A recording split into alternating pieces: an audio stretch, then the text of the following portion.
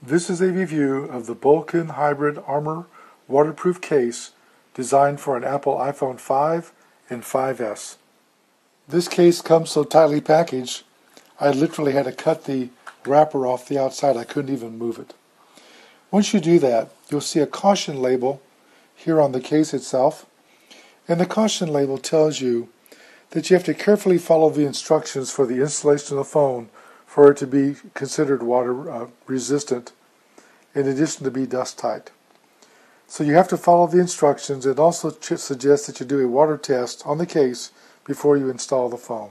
Inside of the box, you'll find the case itself.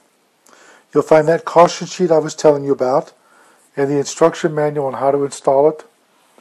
If you flip it over here, you'll see that there's also a carrying strap inside of the case to help you to carry it, for example, so you won't drop it. This case is a rugged case in that it's rated to be IP66. IP ratings are an international standard. The first 6 stands for dust tightness, and a level 6 means there's no ingress of dust. So if you're working outside on a construction site, sawdust, dirt blowing, concrete dust, this is a case for you. The second 6 is a water protection rating. The level 6 means that it's protected against a strong jet of water coming from a 1/2 inch hose at a pressure of 14.5 psi. So that's a pretty good rating for a waterproof case. It is not submersible. It's not meant for skin diving or swimming. It's meant for heavy rain outside, getting drenched real quick, but it's not used to be submersible. This is about the right test for this type of case. It's about a 1/2 inch stream of water at about 15 psi, and that's a pretty strong stream. I'm going to hold it under there and wet it from both sides. Go around the outside of it.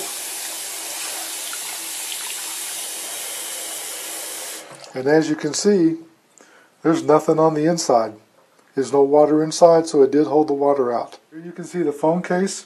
I've thoroughly dried it, and I even took a Q-tip and swabbed out some of the little recesses, and there's absolutely no water on the inside of it. In order to open the case up, you have to take these little flaps. They're called buckles. There's 6 of them. 1, 2, 3, 4, 5, 6. Pop them out. They're in there very tightly.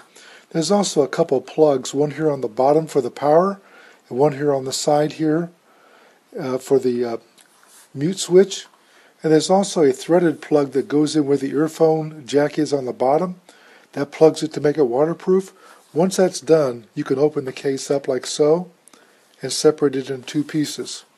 Here you'll find the lanyard for the carrying strap, and you'll also find a foam protection piece here. And this is the inside of the back of the case, and there's a nice soft piece of memory foam there to cushion your phone while it's installed so your phone doesn't get scratched. Next thing is you'll see a screen protector. This is on the inside of the case. Your screen will look a little foggy. It's this protector. You should remove it before you install your phone. Now I'm ready to install the phone. I simply dropped it into the back of the case. Then I'm going to set it back in place, and you can see these little tabs have to be lined up and snapped into place. I'm going to slightly tilt one side like this and get them started so they're over the edges, and push them down like so. Now I'm going to go to the other side and do the same thing on these 3 on this side.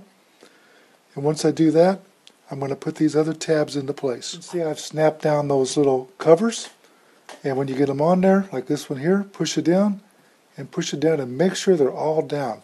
You have to go around every one of them and check them. And like I said, there are 6 of them, and that's what ensures a watertight seal. At this point, now you have these seals. This one on the bottom here is for the charging port. You have to push that down. This is the screw-in connector for the earplug, and you screw that in and tighten it down. And then over here you have one here that's for the mute switch. Just make sure that it's perched in. Here you can see the iPhone 5S inside of the case. The screen that is over the original screen is crystal clear, so it doesn't show any type of fogging or anything else. Very nicely done. And you can still use the touchscreen and move things around quite easily. The only thing I've noticed is a couple points. One is pressing the home button is a little bit harder than normal. The off button works fine. Pressing the home button, I have to press it quite hard to get it to work, and then to make it come across. So the home button's a little stiffer than it's used to, but I think that'll loosen up after a while. I also like the fact that this comes with a lanyard. If you're going to be out someplace and you don't want to have this in your pocket or carry it to use as a camera, the lanyard's a nice touch. And there's a nice loop here at the top to install it. The thing that I didn't care for is this plug here for the earphone jack. You can see I just spun it off. There's a very small hole in the top of that plug, very small, to put a string through that you can tie it to the case, but no strings provided. I guarantee you that I'll lose that within the first week. I did want to point out that I've got this lightning cable plugged in. It plugged in completely. It fit nicely into the case itself. There was no problems at all. And when I plug this into the charger, you'll hear the phone beep and come on. So the lightning port is large enough. I was worried about that. Sometimes these holes in these cases are pretty small, and you can't even plug the lightning connector in. I also want to point out that the volume buttons here on the side work quite nicely. They're now watertight with these extensions here so you can easily find them. I also want to point out that if you want to remove this label on the back, it is quite a pain. It is really stuck on there with some sticky adhesive. And you can see I've taken it off, and you can see the adhesive still stuck on there, and it's very, very sticky and tacky. Here I've taken a BD heavy-duty alcohol swab. You can see it sticking to my finger. I've scrubbed this surface very well, and it's still tacky and sticky. And I'm now going to try to use some Goo Gone to try to get the rest of the adhesive off the case. Here you can see the case after the Goo Gone's been applied. It took the adhesive right off. I think it's kind of silly to have a decal on a case that's stuck so well it takes 15 minutes to take it off and clean up the mess. You'll see a cutout for the camera and the flash. And I've taken several pictures. This is a picture looking out the door here beside me, and it's daylight and the flash doesn't go off. And as you can see, the picture is quite good, really in focus and clear. You can see a flash picture taken downstairs in the basement in a dark room, and you can see how it's all ghosty looking and fuzzy looking around the outside. That's because this cutout here is catching part of the flash and reflecting the light back into the camera. Because of that, flash photography with this case is going to be very poorly done. And as you can see here, here's one of them that's pretty fuzzy. The second one the same way. It's because of the case. Just to show you what the sound like's like coming out of the case, because it is waterproof, I'm going to put the plug back in the bottom and play you a bit of a song.